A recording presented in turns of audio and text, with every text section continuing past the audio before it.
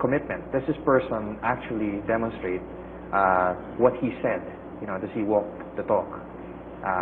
And then you're looking at courage. Does this person take the hard answer or the easy way out?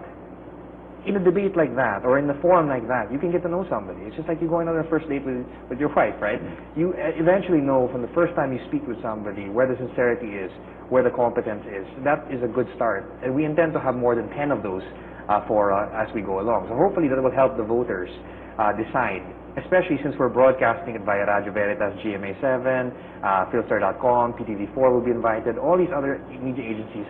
All they're trying to do is really create that knowledge so that the focus is not the candidate, the focus is on the voter. Let's empower the voter. That's our goal.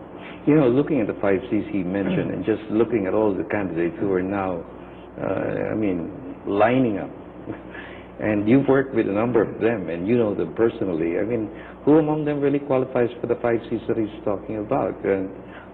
Sabi ko nga, mahirap yung 5C eh. Kung isang C o dalawang C pwede.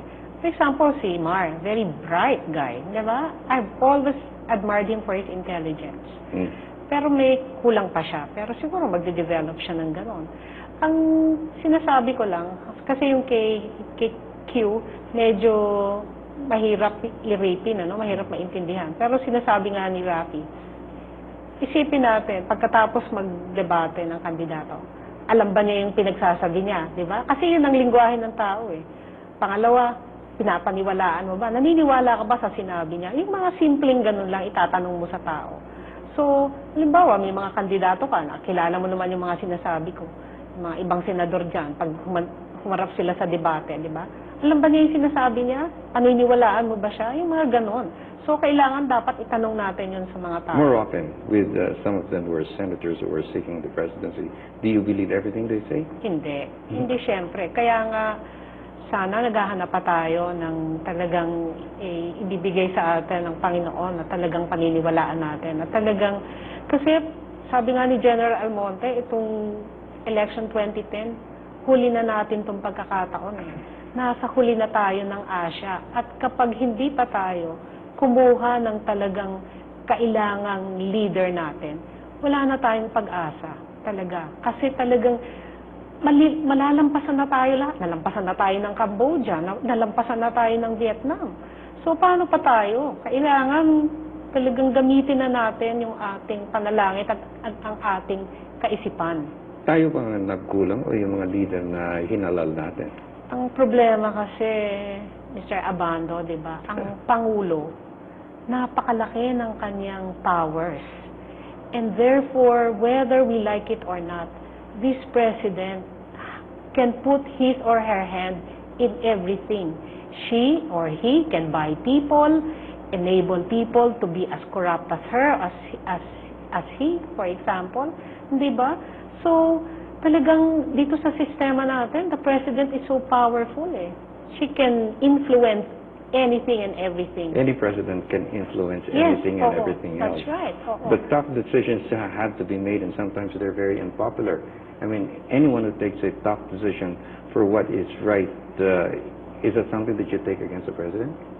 No, not at all, especially if it has to do with principles. I mean, let's take the area of tax reform, for example. The last legislation that Nen and I worked on, that's how we met 11 years ago. It's difficult to reform a tax system, and at the time when an election is coming up the next year, it's always the most difficult thing to do. But why did the Ramos presidency want to do that? It's because they set out clear principles for governance.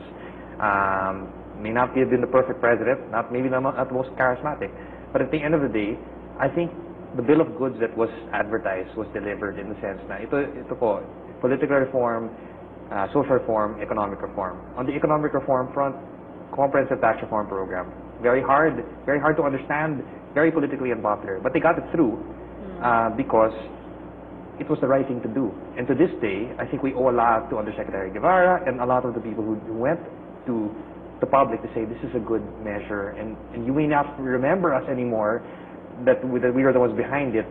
But once your family gets an exemption because you have 3 or more children, if your corporate income tax rate goes down, then the economy gets better and everybody benefits. But that's a long-term thing. See, the benefits only happen after the presidency. So the president must think beyond those terms, no? Who said that? Some politician said, you know, a politician thinks about the next election and a leader thinks about the next generation. So that a statement does that. So we're looking for that. No? Maybe he or she isn't there yet, but we want to make sure that the voters tell them that that's what we're looking for. Don't you think that's rather sad that, you know, when you have those who are elected to office and instead of having any kitin na, a politician looks at the next election, yung nasa Congress, di ba, or a governor or even the senator, after having won the election, looks at the next election. Kailangan, anong klaseng servisyo binibigay? Yung pork barrel, nandyan. Pero kailangan bawiin mo siguro yung ginasto mo, pati din sa gobernador. I mean, how do you ensure that the service is not meant to win another election, but to set the foundation for what is truly a genuine change for the people who voted for you? Kasi nga, ang mahirap, kahit isang term lang, diba, sa presidency, niisip mo naman, it could work to the disadvantage of the country because you can use it to be able to enrich yourself, diba? So, ang problema kasi sa atin, Freddy, yung accountability, diba? Hindi kasi napaparusahan yung hindi gumagawa ng tama.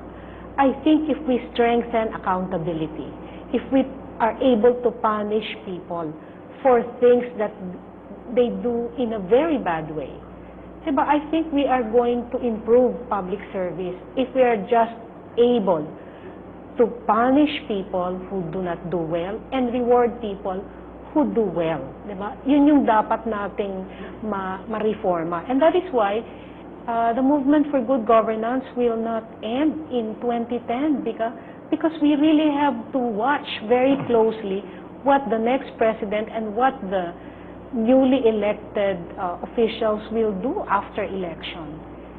But accountability, how do you try to inform our people?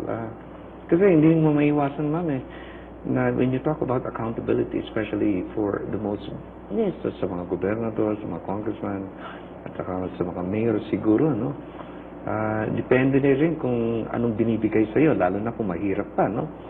So, yun, ang katapat nun ay yung boto mo sa next election. So, how do you deal with that situation, especially with the poor people of our country? I can't speak in theory anymore. I can only speak in terms of an example. I'll give you an example in our small town in Calibo, Aklan. There was a big governance issue, big enough for, small by national standards, but big for Calibo non-standard. There was a public library that was supposed to be built there 2 years ago. That's also where Nen and I got together to work on this. That the town council was going to vote for it to make it into a ballroom dancing hall because it was in the center of the town. And the poor kids and their parents who didn't have libraries in their public schools